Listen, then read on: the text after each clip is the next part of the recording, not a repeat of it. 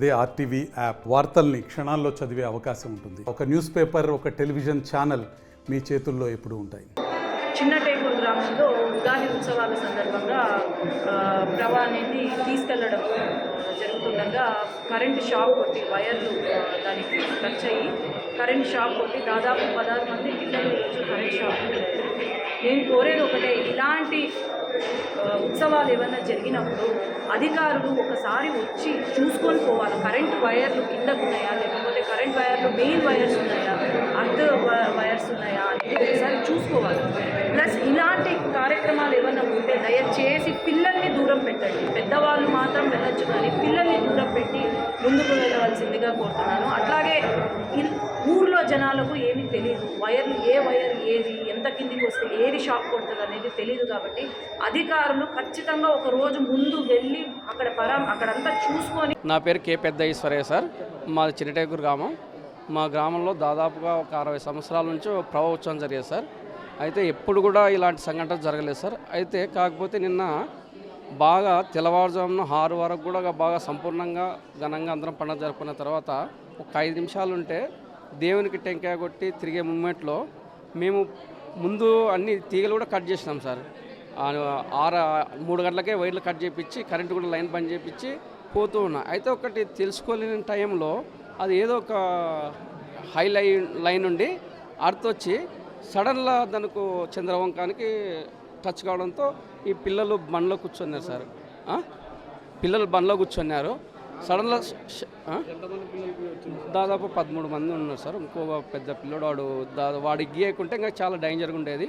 వానికి కూడా ఏదో చిన్న చైన్ వస్తుందన్నారు.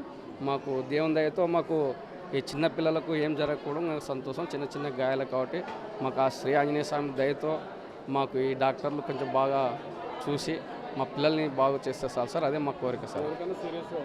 సీరియస్గా ఒక గౌతమ్ అనే పిల్లోనికి అది పెట్స్ వస్తుంది అంటున్నారు సార్. అది ఎందుకంటే అది చిన్న పిల్లోడు, బ్లడ్ ఎక్కువ తీసుకుందో ఏమో తెలియదు మరి వానికి ఒక్కనికి. ఇంకొక పిల్లోడు చేయి కొద్దిగా ఎక్కువ కాదు, మిగతా అంతా నార్మల్ చిన్న బొబ్బలు, అంత ధైర్యంగా ఉండదు దేవుని దయతో.